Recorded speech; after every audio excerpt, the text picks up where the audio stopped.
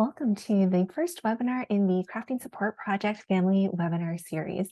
I'm Dr. Julie McCarthy, a clinical psychologist at McLean Hospital, and I'm so excited to be with you all tonight for our first topic, which is communication skills, building trust and understanding. So for our agenda today, I'll first be going over what is the Crafting Support Project, a little bit about the background of what brought us here today. Next, I'll go into a bit of background for why we have this particular topic in terms of how we can think about building trust and understanding with our loved ones. And then we'll really go into in-depth discussion on communication skills, both general and specific ones that you can use with your loved one and really anyone in your life. Next, we'll go over some research and resources that support this work, and then we'll end with a Q&A with one of our certified peer specialists at McLean, David Ween. Just so you know, that portion will not be recorded. Okay, so the Crafting Support Project. If you're joining us now for this webinar, chances are you've been in a situation where you've had a loved one, could be a spouse, a child, a parent, someone who has needed help in the mental health realm for one reason or another.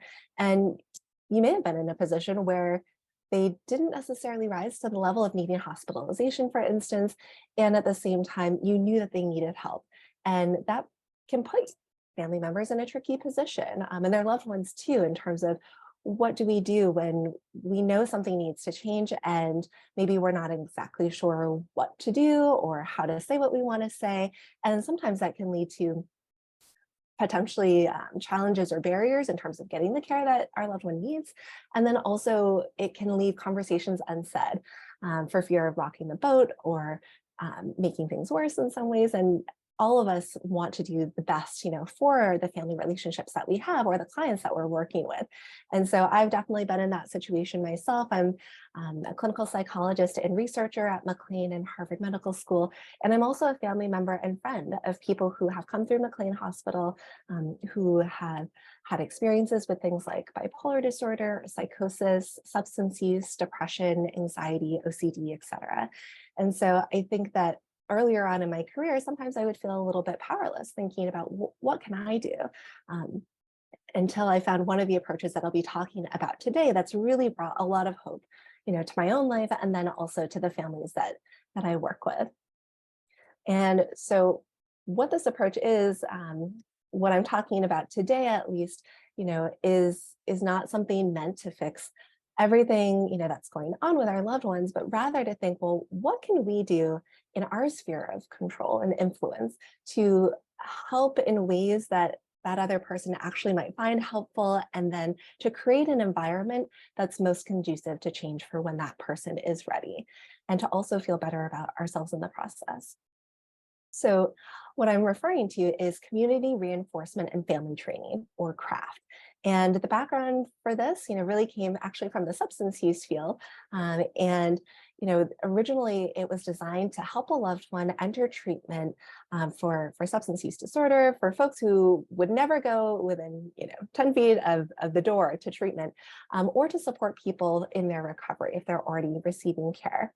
And in some of the initial studies on this, family members, people who had a loved one in this position, 7 out of 10 times were able to help that person enter treatment for the first time.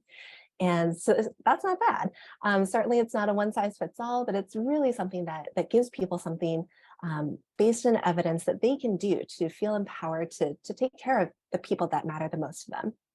And as a result, people were able to report that their depression and anxiety decreased and their happiness ultimately increased. And this has been around for quite a while, since the 90s actually, and it's had international adaptation and dissemination. And yet still, it's something that myself and others are learning even more recently. And so one of the opportunities that we have today is to talk a little bit more about what this is and how we can start using these skills in our own life. So the topics that I'm referring to when I talk about CRAFT include things like building motivation for caregivers themselves. They're usually the ones, taking the time to think about these skills in addition to loved ones, also seeking their own supports. We also, cover and craft things like self-care and goal setting, communication, which is our topic for today and really the core of craft, a functional analysis trying to build understanding and empathy for why our loved ones might do or don't do the things that we observe. And then also we think about positive reinforcement, allowing for natural consequences when appropriate, and strategies for inviting a loved one into treatment if they're a bit hesitant to do so. And then last but not least, problem solving. So, from this work that I've learned about, I do in my research, I've really been interested in thinking about how can we bring this to a wider audience and help more people learn about some of these tools that could be useful in their own lives. And so this brought us to our crafting support project, family services, which are kind of a combination of monthly webinars that we're starting today, and then also one-on-one coaching with someone like myself or Justin to really think about how to apply some of these skills on an individual basis as well. And so this is made possible with huge thanks to our donors who've made a gift to the McLean Hospital Division of Psychotic Disorders. And so even though I'm coming from this division, and this is very much so meant to help people who might be parents in positions with loved ones who have children with mental health challenges, it's really applicable to so many people who might be having a family member, loved one who might be navigating recovery in one way or another. And so I really encourage you to think with an open mind about how these skills might be applicable to you. And I promise, they're not rocket science. If I can learn them, anyone can learn them.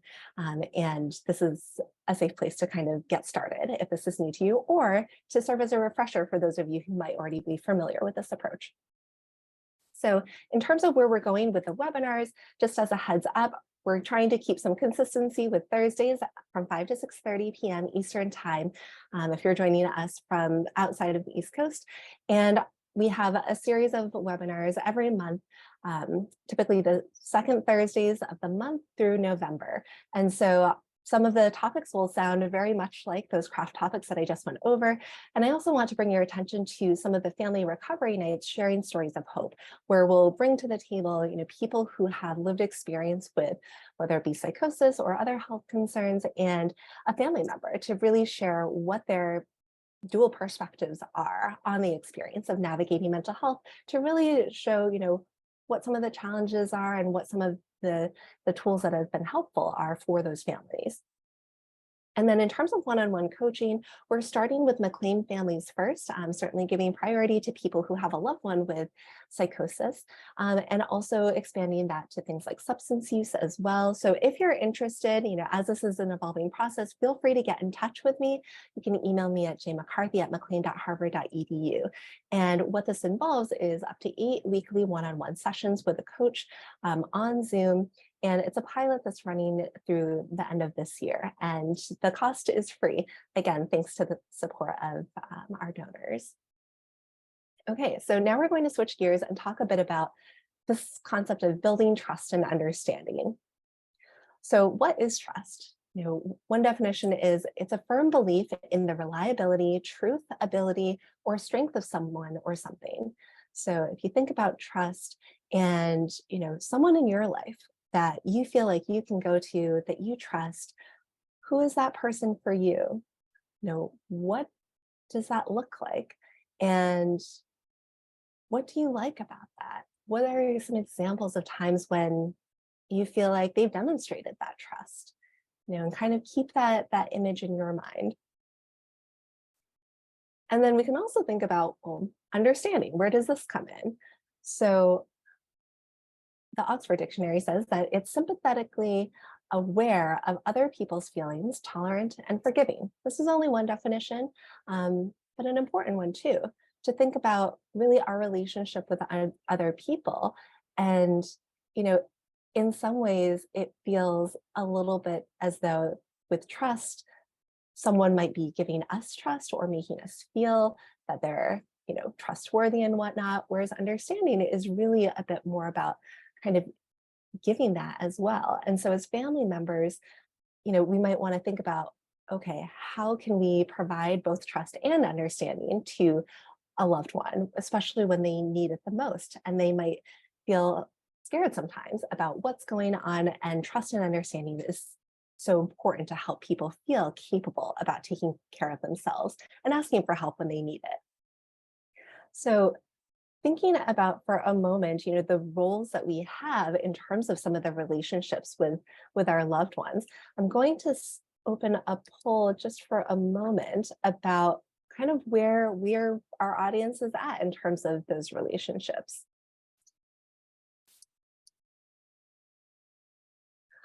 So hopefully you can all see the poll, and we're starting to get some results in. So please just answer if you feel comfortable, what best describes your role: family member, person with lived experience with mental health challenges, clinician, or none of the above.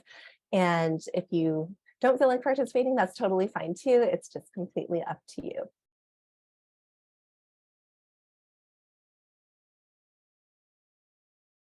Okay. So we'll give this one more minute, and then I'll close the poll and share the results. Okay. All right. So hopefully you should all on the screen be able to see the results. So what we're seeing right now is the majority of people who are here with us today reported being a family member. So what does that tell us? You're not alone, that's for sure. And so we can also think about the fact that we have some clinicians on the webinar as well, which is wonderful, welcome, and then people who might fall into another category. All right. So thinking about the role that you have, regardless of what it is, really puts you in a powerful position, to be a positive influence with the loved one in your life, or perhaps clients in your life as well, to really help foster a culture of trust and understanding. And so with respect to the importance of families specifically, the reason why we gear these webinars toward families especially is because the research shows that they are really integral and helpful when navigating care, especially if someone's in a position where they're trying to find providers, for instance, or trying to help access those services. It can also be really helpful when people are able to express and promote more warmth and positive affect. The research has shown that family members where relationships have a lot of this warmth and positive affect are actually associated with having less psychiatric relapse. And then in terms of what people, at least for instance, with psychosis might say, they think about, the supports in their social life, think people like family members specifically can be really helpful in supporting their general well-being. And then many people actually have lots of opportunity for contact with their family. So for instance, up to 95% of people, who might be coming in for a first episode of psychosis, depending on the group or the clinic, could have at least one contact of family members, with that clinical team. It may be more or less depending on the situation, or you might have a loved one living at home with you. That could be a wonderful opportunity as well. And so ultimately, the person who has the experience with mental health is, the expert in their own experience. And at the same time, you as a family member, you're here today, one, that shows that you care a whole lot about them. And then two, chances are you probably know them really, really well, maybe more than most people. And so that is a huge advantage in terms of thinking about how you can help support that relationship in a healthy way. However, there are also some challenges for trust and understanding. So for instance, one can be lack of information. It can be really difficult to figure out how to help and be supportive of your loved one if you're not entirely sure what's going on. Maybe they're not talking with you, maybe they don't live in the same state as you, whatever that might be. And another could be, issues about confidentiality. This might come up when we're talking about histories of involuntary hospitalization, for instance, or times when you've had to share what's going on and that person may or may not have been aware of that or felt comfortable with you sharing that information, but maybe it needed to happen in an emergency context or something like that, or maybe because you didn't realize that something was meant to be private. Another challenge is fear for a couple of reasons. One, as I had alluded to before, sometimes family members might feel somewhat fearful of saying or doing the wrong thing, so that you kind of get that sense like you're walking on eggshells. that can feel pretty uncomfortable. Part of the reason why we might have that fear is because we really value those relationships. And so the stakes feel personally high. On the flip side, you know, someone might have a challenge in terms of sharing information and trusting a family member to understand what they're going through if it's hard to find the words to put to those experiences or symptoms perhaps, or that person might feel hesitant about saying something that could be upsetting to you, or feeling like maybe there have been times in the past when it's led to arguments or misunderstandings. And then not feeling heard can be tough in either direction. You know, we all come to the table with our own interests and agendas and priorities. And so sometimes we might be very invested in figuring out, well, what do we want to say? What do we want to get across? Which is an important part of the puzzle. And at the same time, what does it feel like to not be heard? You know, to feel like, oh, someone really missed the point, or, you know, they maybe seem to dismiss what you were saying. That can feel tough. And then last but not least, one of the challenges that comes up a lot is stigma. So this can be tough in terms of some of the preconceived notions about what's going on with a loved one experiencing mental health challenges, or stigma even about trust and understanding with talking to other people in your support network. If you might be trying to find someone to talk to and whatnot. So we'll talk a little bit about, you know, that role of stigma and what we can start to do about it in just a moment.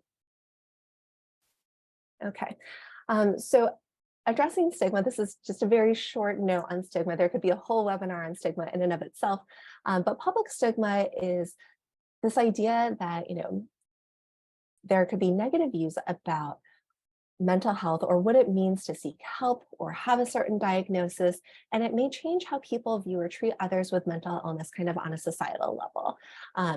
And that's something that can come across from person to person too. Another aspect of stigma, though, is this idea of self-stigma, where someone who might be in that group that's labeled with certain stigmas can actually have decreased self-esteem or help seeking on their own because they start to internalize those beliefs. And some examples of what I'm referring to that exist out there that I definitely do not agree with are things like, oh, if someone is seeking help for mental health, they might be crazy, dangerous, unpredictable, incapable, or lazy. We know that these stigmas are myths. They're not true, yet they're ideas that are out there. And so we can't ignore them. So one of the things that we can start to do by way of communication to combat stigma is this idea of using person-centered language. What I mean by that is instead of leading with the label first, like, oh, someone is a schizophrenic per se, we can actually lead with the person first, realizing that their experience with schizophrenia or psychosis is a part of their experience or perhaps who they are, but that it's one piece of that puzzle. So instead we could say a person with schizophrenia. Similarly, with substance use, we can say instead of an addict, maybe a person with a substance use disorder. Another example of this is instead of committed suicide, we can say someone died by suicide because it's not as though they're a criminal for having this experience. And these recommendations are actually coming from the directors of the National Institute of Mental Health, the National Institute on Drug Abuse, and the National Institute on Alcohol Abuse as well. So there's real movement, you know, among providers and researchers like myself, but also nationally for how important it is to be mindful of our language and communication when trying to minimize the effects of stigma on our lives and the people that we love. We also have a really great deconstructing stigma campaign through McLean Hospital that you may or may not already be aware of. If you're not, I would highly recommend checking it out, where you can start to hear more examples of people telling their own stories about mental health. And just by having greater understanding, we can also combat stigma that way, because sometimes stigma just comes from the unknown or fear about the unknown.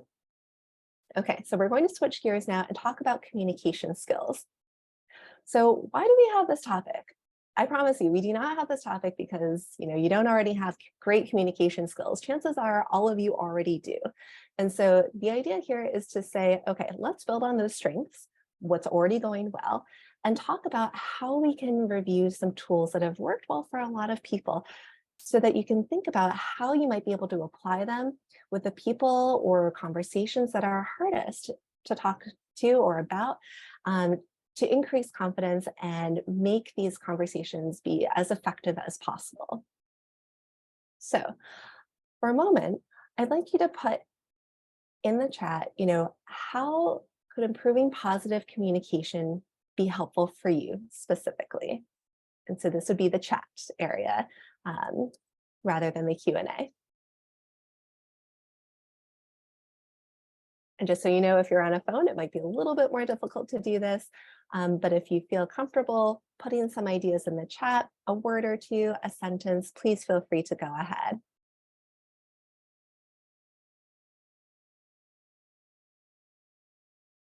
Got building trust. Could help to promote a healthy discussion. Yeah. Reduce these stigmas. Yeah. Other things can include, having positive communication be contagious, where if we start modeling positive communication, we can also, serve as an example for others to communicate around us. Other people are saying to show that you care, manage expectations, and strengthen relationships broadly, and better interactions with our loved ones, and get them to do more things that they need or maybe want to do. Yeah, it can also certainly help us maybe get across what we would like to. It's not 100% guarantee that someone will do what we might ask them to do, but it can increase our chances of being heard so that they understand where we're coming from. And it can also ease the stress, that you experience living with your loved one, and it could improve your relationship and help with their treatment as well. Yeah, thank you so much for everyone who's put some responses in the chat. Okay, so let's start going over some general communication tips. One, timing is everything. We might start first thinking about, oh gosh, what do I want to say or need to say? But to take a step back, thinking about when are you at your best and when is your loved one at their best can be wonderful places to start if you're thinking from a proactive standpoint. Why? Because depending on your love of coffee or caffeine, what is it like if you are woken up first thing in the morning and someone asks you an important question or to make a decision? You may or may not feel at your best. Or at the end of a long day, you might feel completely fried from work or a bunch of conversations or a bunch of treatment. And it might be tough to really pay attention when we're not feeling like our tank is at 100%. So take a moment to think about, what time of day do you feel the most capable and feel in the best mood? Or what day of the week? Maybe it's weekends versus during the week. And how does that line up with what you think might work best for your loved one? It's not uncommon that people have perhaps a Venn diagram of times when they and their loved ones might be at their best, or times where it might feel a little bit like your ships, passing each other in the night. And so we just think about, well, how can we hedge our bets and try to choose the time when we might be most likely to be successful and feel good to have these conversations? Another piece of this is, do you have enough time? Some of the literature out there really talks about how it can be tough to reach out to family or friends when they feel like maybe they don't have the time of day to talk, and you don't want to bother folks, or maybe you do want to have a conversation, but you feel rushed, and that can feel like there's even more pressure and more anxiety. So you want to have space to talk about what you want to talk about if it's an important conversation. And then an important one is, are you both sober? This is especially relevant if you have a loved one or your own personal experience with substance use problems. It can be very tempting to see someone using, X, Y, or Z substance and say, oh, well, that's exactly the reason why I want to have this conversation. Let's get into it now so we can nip this in the bud. The challenging part about that is if we go into that conversation in the moment, one, they might not remember it ever happened. Two, they're probably not at their best, and so might say or do things that could be more upsetting for you. And then that poses greater challenges for you to manage your own emotions in that situation. And then, you want to give yourself and the other person the best chance of having a positive interaction. So trying to go in when you're both sober, or if you have a loved one where maybe it's tough to find those moments when they're not using a substance, trying to find times when they're less likely to be fully intoxicated can be a good place to start. And then we also really recommend, in just a moment, we'll talk about specific communication skills, thinking about starting gradually. I'm not going to sit here and say you should have perfect communication 24 hours a day, 7 days a week. Like, that's not realistic. And so we want to start and use maybe one or two communication skills if you're not already using some of them, to get them to be automatic, and then you can easily build from there. So the first specific skill is to be brief. What this means is to keep things short and simple. Why? Because people might have trouble paying attention for one reason or another. Things like depression and anxiety in and of themselves have symptoms tied to those diagnoses that include difficulties with attention or concentration, or on average, certainly not applicable to everyone, on average, when people are experiencing psychosis, let's say, they might have potential difficulties with short-term memory, working memory, attention. And if you say something and the person may not remember it, it may not be because they're ignoring you on purpose. It might just be harder to encode that information in their memory and carry that on to the next time they talk to you. Or imagine if you're hearing voices and you have a second webinar, a second presenter talking at the same time as me, how frustrating that might be and difficult to pay attention to one or the other. It can be really overwhelming. Or if there are intense emotions, it can be tough. So being brief can help you get across your message as directly as possible. And so, for instance, if you don't have many chances to have a conversation with a loved one, it might be, the case that you want to talk about, the laundry list of things that you've been meaning to cover, and say something like, I want to talk with you about how school is going, why you're smoking so much weed, and what you think about treatment, because I'm really concerned and I think you need help, trying to kind of dump all of that information at once. And instead we can start small.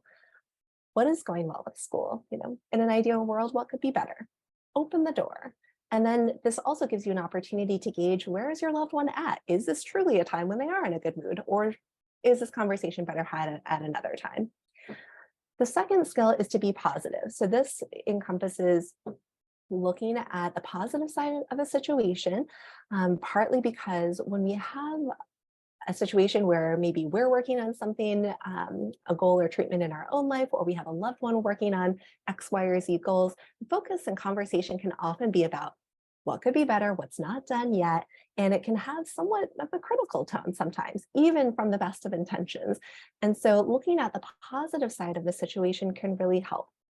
This also applies to spousal relationships as well. There have been studies on, what leads to happy marriages and whatnot, and people have shown that, the ratio of positive to negative comments that predicts people staying together longer is actually 5 positive comments for every 1 comment. And the relationships that would have maybe less success of working out are actually ones where you might have a 1-to-1 positive to negative ratio of comments. So we need to stack ourselves up with the positive side.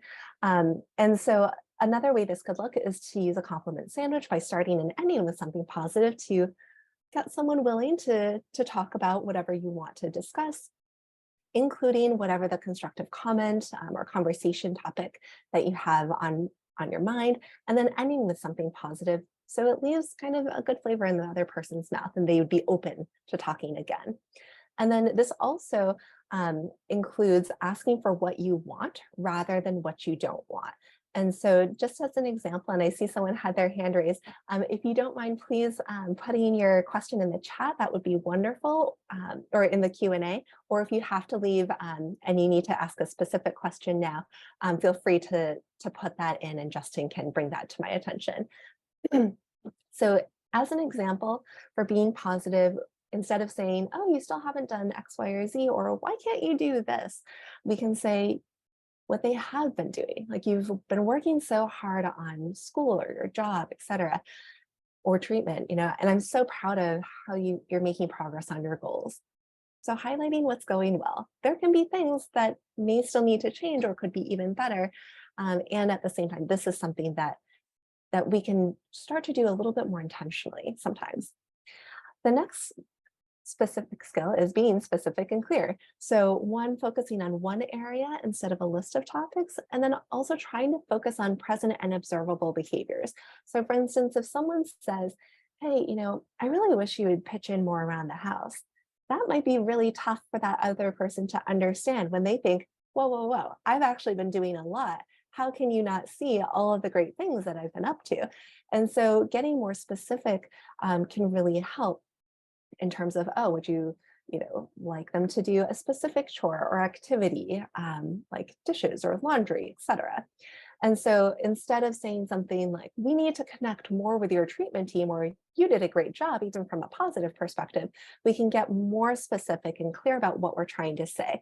Like maybe the ask is, would it be possible to schedule a family meeting with your treatment team when next week to talk about what we can do to better support you? Alternatively, with praise, instead of having it be very general, we can get more specific so that people can know what we are liking, and it can increase the chances of them doing that again. So it was so helpful of you to do the dishes today. Thank you. The next one is a very classic communication skill, to label your feelings. So you can use all the I feel statements you want, and this can also include appreciation of others. So it's not always just about, oh, I feel some way that's a cause of concern, but it can include the positive aspect as well. And it can also serve as an opportunity to provide an explanation. So you might be having a conversation with a loved one that makes a lot of sense to you, but they have no idea why you're talking to them about what you're talking about. And so if you label your feelings like, hey, I'm really concerned about X, Y, or Z, or hey, I wasn't sure about this, or it can kind of create a little bit of a rationale for what might need to be cleared up, what could be discussed in terms of a shared problem or solution. And so it can give people a sense of where you're coming from or context. So for instance, instead of saying something more general about a concern without actually going to the feelings place, and feelings could be any type of emotion, instead of saying, you make me worry about when you go out, which is kind of putting a bit of blame in some ways on the other person, we can say, okay, what's my experience? I really appreciate when you let me know when you'll be staying out late, so I know you're safe. So it's really kind of focusing on your experience, which can make the other person feel maybe a little bit more receptive to what you have to say. And then you could also just say something as simple as, I care about you so much. So the next two skills are really about ways to release the tension from a conversation or the room, and can lower people's defenses. If you've ever found yourself kind of getting into arguments about what's going on, or feeling like the conversation's kind of shutting down. So the first one is offer an understanding statement. One, you could say explicitly, I understand why, whatever you feel like you understand, and trying to do this without judgment. And so one way to think about this is to say, I understand, without the but following it. Because if we say, I understand this, but this also really needs to happen, it kind of, in some ways, negates what came before the but, or dampens the effect of what you were trying to lead with. And so instead of using but, we can use the word and. And then also you might find yourself in situations where your loved one says, you don't get it, you don't understand, you have no idea what you're talking about, you're not in my shoes. And instead of getting into a tug of war where you feel like, okay, it's them versus you, and it feels like you're going nowhere, try to find this as an opportunity to drop the rope. And you can say, yeah, you're 100% right. And be curious about that. And then really try to highlight what's important to the other person, what they value. Even if you may not necessarily agree with it, it shows that you are hearing them and that you see why, they might be coming to the conversation from their perspective, and trying to find common ground. So instead of, I understand what you're going through broadly, or you should be trying harder, we could say something like, yeah, it's frustrating that this experience is happening, whatever the experience is. Or I would feel upset too if I were in your shoes. Or no one wants to be told what to do, if they're feeling like they're experiencing a lot of pressure in the conversation. Or you could say kind of what I was alluding to before, you're right, I don't understand and I'd like to. What would be important for me to know? And so we can also think about, accepting partial responsibility. And in no way is this accepting partial responsibility for, your loved one's mental health diagnosis or their substance use or whether or not they take their meds or go to treatment. This is about taking partial responsibility for anything that you could truly be responsible for. So this might be what you said or how you said it, something you did or didn't do. And this can model taking responsibility for our own behaviors. It doesn't guarantee that everyone around us will do the same. However, it can show a level of humility and vulnerability that can certainly move from arguments or potentially things that feel like an attack to just kind of more of a collaborative, calm place. So some examples of this, instead of, bending over backwards and saying, I'm sorry for everything, or the opposite, I didn't do anything wrong, I was just trying to help. You could say something like, I'm sorry I didn't give you advance notice about, this appointment or that situation. And I'll try to talk to you earlier about it next time. Another option would be, I'm sorry I raised my voice last night. That's not how I want to come across. I'll try to speak more calmly in the future. Another option would be to say, I realize now that the help I was offering wasn't the help that you wanted. I'm sorry, I'm going to try to listen more to what's most important to you. So we may not be able to change the past. However, we are able to acknowledge, anything that we could be doing better and really just try our best to focus on what we can do now and making things even better in the future. And then last but not least, offer to help. You're here because you probably want to help and you've probably done a ton to help your loved ones already. And sometimes families are good at this and it can be just what the person needs. Other times it can be somewhat of too much of a good thing at times. And so there are different ways that we can offer to help. So one could be, I'd like to do a specific, favor for someone else, or it can be a more open-ended statement about offering help. And an important part that I want to emphasize here is thinking about asking your loved one if they would like your help. So for each of you on your own, just thinking to yourself, who's ever been in a position where you've received unwanted advice or help that you really didn't need? That could be from friends, colleagues, strangers, all types of folks. And sometimes it can feel like it's rubbing you the wrong way. And so here, what we're trying to do is to highlight the autonomy of the other person that you're talking with to make a choice, so long as it's not an emergency, about whether or not they would like your help, and then offer that help if it's requested or respect their decision, if they are declining your help at this time, and you can let them know that you're here if they need you. So instead of, you have to do this, or this would really help you, you could say, would you like help with this? Or could I offer a suggestion before diving in with the advice? Most humans, are really good at problem solving. And sometimes that's exactly what the other person needs. And other times it may potentially miss the mark. So we want to ask first without assuming that that's what they want. And then if so, you could say, I'd be happy to help. What, if anything, would you like me to do to help with the situation? So it can open the door so that they have a chance to let you know what they're looking for. If they're not sure, you could ask if they'd like suggestions. And then finally, the art of, someone declining help is being able to say something like, I respect that you want to do this on your own right now. Please know I'm here if you need me, and walking away until they need you, if they need you. So, that's one example of how that conversation could go. So I'm going to share a poll now about assessing these skills that we've just talked about. So this one is about, which of these skills are your strengths and which are areas or skills that you would like to improve. And so hopefully everyone can see this poll, and feel free to click the ones that make the most sense to you if you'd like to share your thoughts.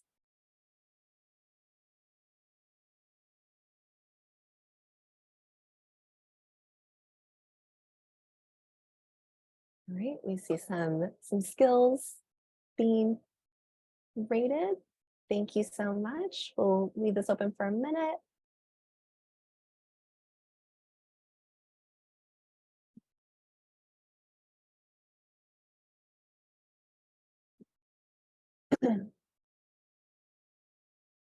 We've got a lot of different responses and different contenders in terms of where people feel like their strengths are and where could be some areas for improvement.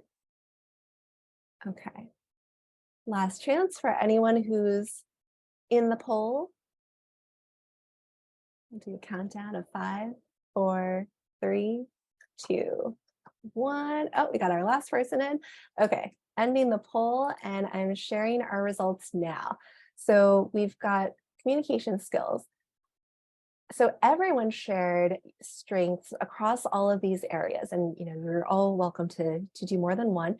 And so it seems like the top areas where people feel the strongest right now are offer to help and being positive, which is wonderful. And then kind of a close third would be offering an understanding statement.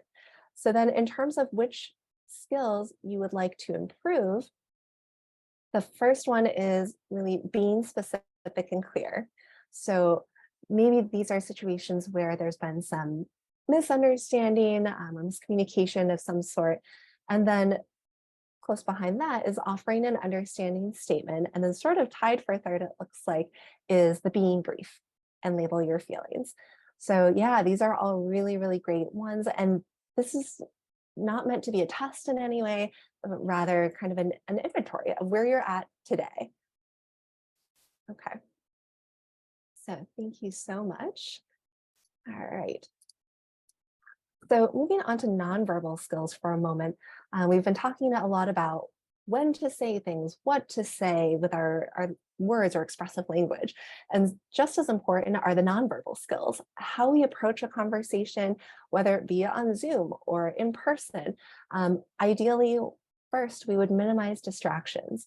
There's this movie, As Good as It Gets, and two of the characters are driving in a car together, and the person driving is a woman, and the man starts talking to her about something, and she can tell it's something that really is important.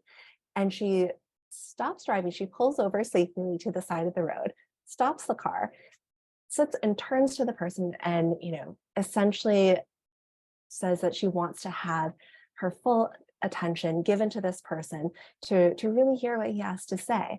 And I know we don't always have the opportunity or take the time to do that, but there's something to be said about what it means for someone to really give you their full undivided attention, especially when we might have emails or texts coming through or TV in the background, whatever it might be. To the extent that we can minimize distractions, one shows that we care about what the other person wants to say.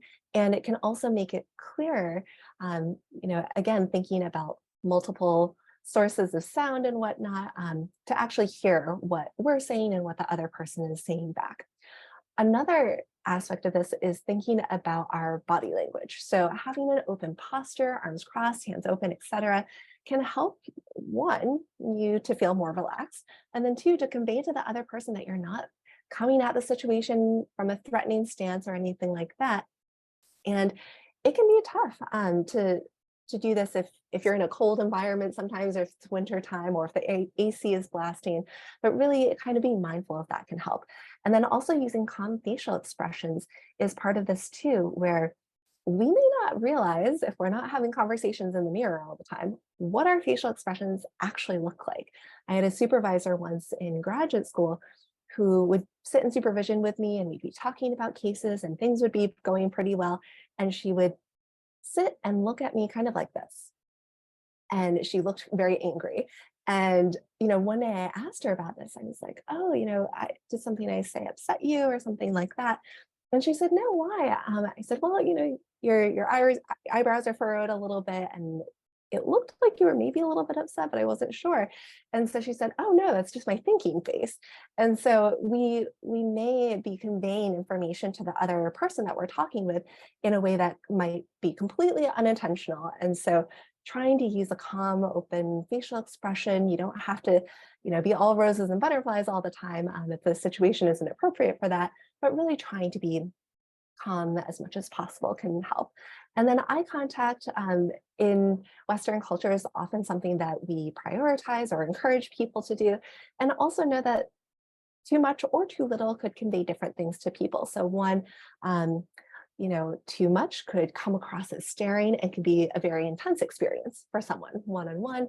And then too little could maybe feel like you're trying to avoid them or avoid the issue. And also know in terms of receiving eye contact, we may or may not get as much eye contact as we would like from other people. And we also want to be mindful of why that is. Maybe they're experiencing some level of social anxiety, or it's uncomfortable, or in their culture, maybe more appropriate to have less eye contact. So keeping all of that in mind can help us stay non-judgmental with people when we're talking with them. And then last but not least, giving space can help too, especially in situations or conversations where you or the other person might feel threatened to some degree. Maybe they're feeling like, oh, this is a stressful conversation, or someone's asking you to do a lot of things, or you're having a lot of disagreements. Making people feel comfortable where they have space to move around or to leave, or if you need to leave, that you have the opportunity to do so, so that people don't feel literally backed into a corner in any way. Okay, so then in terms of what we do with communication skills, one of the best ways to get really good at these skills is to role play. And what I mean by that is first starting by choosing a recent moderately challenging conversation that you've had with your loved one that you wish had gone differently or could have been better. So not the most challenging conversation of all time, not a conversation that you don't really care about, but one to start for practice. And why we do this is, in the work that we do with families for a research study, people say that this is the best and worst part of the program in some ways, because it is challenging. It gets you outside of your comfort zone, but it really gives you the confidence and the concrete language that you can use, and to hear it out loud, to think about, well, what do you actually want to say, in your conversation with your family member? So you want to think about that original conversation, what you said, how your loved one typically responds, and then start with which one or two communication skills you'd like to incorporate a bit more in that conversation if you had the opportunity for a do-over. So planning what you want to say before you go into the role play can help, whether you think about it in your head or write it down. You want to be very clear on what is your goal. Sometimes it's not always as obvious as it might seem. And so goals can be around, you want to express something. You might want to ask, do they already know what you have to say? If so, what do you want to express this time? Would you want to do it differently? Or if it's a request, what is that request? What would you like to have happen? And so trying to think about, what outcomes you're looking for can help you fine tune or focus in on what content you want to bring into the conversation. And then step 5 is to practice with a trusted partner. This could be your therapist if you have one, your coach if you're working with one, a spouse, a trusted friend or sibling, or other adult child.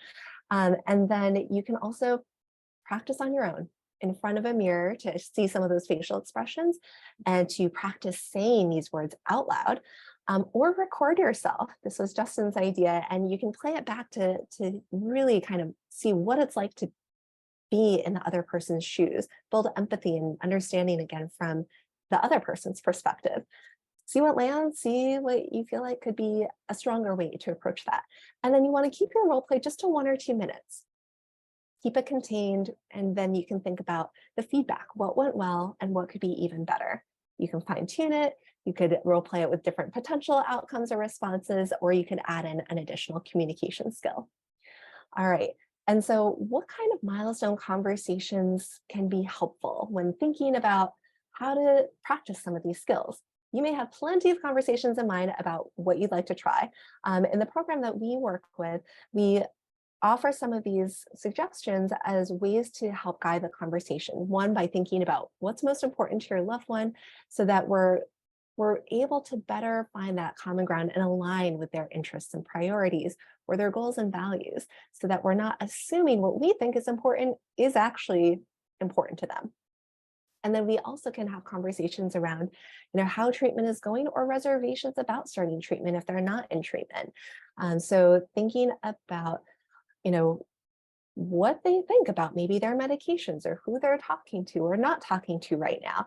Because sometimes people might be tempted to say, oh, you've got to do more therapy or this, that, or the other thing. And you may not realize until you ask that they might be doing some of those things already, and maybe they just haven't talked about it with you yet. And then you can also ask about the current pattern or function of the concerning behavior. Again, as you can tell for all of these first three conversations, we're not asking the other person to do anything. We're really trying to be non-judgmental and understand what's going on so that we don't have to make as many assumptions. Going back to one of the challenges to trust and understanding, the lack of information is tricky. And so this is a set of opportunities to fill in some of those blanks. And then last but not least, you can kind of work up to asking about treatment engagement for a concerning behavior or getting treatment at all, or any other recovery goals like getting a job, maybe working on stress management or sleep, relationships, etc., where typically those other concerning behaviors might also come into play as well. And so if you think about why we're doing this, having so many conversations before, sometimes leading to some of the more challenging ones, is to be investing in our relationship bank with our loved one, really taking time to demonstrate that we can have conversations that aren't a to-do list, that aren't, a critique, that aren't big asks. And that can help normalize the fact that these conversations can be safe for people to talk about things with us in a way that we're not judging them for. And then to wrap up this kind of section on communication, we want to remember that, again, your loved one is the expert in their own experience. And also, you know yourself best. Just because I talked about some examples of ways that you can have these conversations, you should go with whatever language makes the most sense for you, because then you'll feel the most comfortable and confident actually having those conversations. And again, stay curious and non-judgmental. Knowledge is power for sure. And to the extent that we can have conversations that allows us to wonder about what's going on with our loved one, rather than feeling like we have all the answers, will help create that sense of collaboration and cohesion and mutual respect. And also using open-ended questions can help open the door. So what I mean by that is questions about, what or why or how, rather than, do you want to do something? Yes, no, or is this working? Yes, no. And then you can use your loved one's preferred language, whether that be person-centered language or, being mindful of certain hot button phrases that might set your loved one off. Like, some people don't like the word symptoms or certain diagnoses or the term problem. So really try to meet them where they're at. And then last but not least, focus on your goal for the conversation. We can't control what other people say or do, but we can focus on what we want to bring to the table and put our best foot forward. And so I'm just going to go over for a few minutes some researching resources, and then we'll turn to our Q&A with David. Okay, so where did all of this come from and why am I doing this work to begin with? So my background is in schizophrenia and psychosis research and clinical work. And so one of the things that's been an ongoing area of work is in early psychosis and substance use. Why? Because approximately half the folks who might come in for treatment for early psychosis have a history of substance use problems. And this is a difficult situation because having substance use on board predicts worse treatment engagement and treatment dropout. And then we have great coordinated specialty care clinic treatments that can be really helpful for improving quality of life, reducing symptoms. However, substance use isn't necessarily always moving as consistently as we would like for as many people as we would like. And so increasing readiness to change is a key target. And where do families come in here? Well, many clients live with families, which is great, or may have contact between family members and the clinic, but it really depends on whether or not there's a release of information. Many of us might be working with loved ones or clients who are adults, and they get a choice for the most part about whether or not they want families involved in care. And so as family members, if you may not be invited into some of those conversations, you might be kind of on the sidelines like, hey, I'm here. I would love to help. I don't exactly know the best way to go about this. And that might be because clients, or your loved ones might potentially feel uncomfortable talking to family members in ways that are different than, talking to a more neutral third-party professional, perhaps. And yet families want this involvement. And so sometimes this discrepancy can lead to some experiences of distress. So what we wanted to do about it was to test out, applying some of the craft skills for families with experiencing early psychosis and substance use in a telehealth intervention. And so I received a grant from the National Institute on Drug Abuse to test this out. And so in our first phase of our pilot study, we tested out feasibility of how does this go for one-on-one coaching sessions for craft for families supporting a loved one with early psychosis. So 10 family members join us for 6 to 8 sessions. We did a focus group to get some feedback, updated our program, tried it out with another 10 families, and completed a second focus group. And we had largely mothers in our program. And interestingly, many of them also came in with their own DSM-5 diagnosis, things like major depressive disorder, anxiety disorders, and 80% actually endorsed a history of trauma. So these are folks who could have probably benefited from support in and of themselves. And in terms of what they reported was helpful, communication was the number one skill that people found the most helpful. And in some of our focus groups, we had some quotes from family members about that aspect. So for instance, one parent said, "It made me reassess how I say things. I didn't really think about that before." Another said, "We all have had this experience when we do it kind of wrong in their eyes, a family member's eyes perhaps, that usually creates a blow up. I think role playing helps us get comfortable so that we can try these things in a way that will be productive." A third parent said, less is more. And I learned that. And I think really that was probably the most important thing I took away. And lastly, another participant said, "I wanted to learn more about what is effective, what does work, how to look at it differently, especially how to communicate without using threats or ultimatums or just negative thinking. I was hoping to learn how to communicate all of that better, and I feel like I did." So as a result, we started looking at some of these outcomes, and it really showed that during the course of the program, people's relationship happiness with their loved one with early psychosis improved. And so I think that's kind of the name of the game here. Why are we doing this? Why are we working on communication? To have those better relationships with our loved ones. And another parent said that this was the single most helpful thing I've done. I'm not going to say that this is, the only ticket for everyone. It's one tool that you could put in your toolbox. And in terms of where we're going next, we're now comparing this craft for early psychosis intervention compared to treatment as usual, essentially, for folks. And so we're inviting family members in who have a loved one with early psychosis onset in the past 6 years and some form of substance use, alcohol, cannabis, or more in the past 30 days. And if you're interested, please get in touch with me. Feel free to email me if you're interested, and I can pass your information along to our research assistant, Grace Shinners. And then we're also looking for clients who are experiencing early psychosis themselves to say, hey, your perspective is really important too. What do you think about this? What could be helpful in terms of family involvement and whatnot? So if you have a loved one who might be interested, definitely let us know. This is also a paid research opportunity. So in terms of where the Crafting Support Project fits into kind of the longer term plan, one, we have these clinical trials and needs assessments that we're preparing now. We have education that we're doing in terms of the workshops and expanding coaching beyond the research study and looking at some quality improvement. And then also thinking about the viability of something like this in an insurance-based set of groups or insurance-based individual therapy targeted toward family members. So now I'm going to switch to some resources. And thanks, David, for your patience for getting started with the Q&A.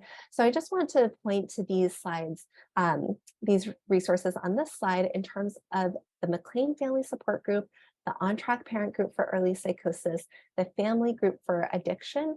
We also have a wonderful McLean Peer and Family Support Services, and the director of that is Joanne Grady-Savard, who's a family member herself, and she leads the Mothers Collaborative Community Group.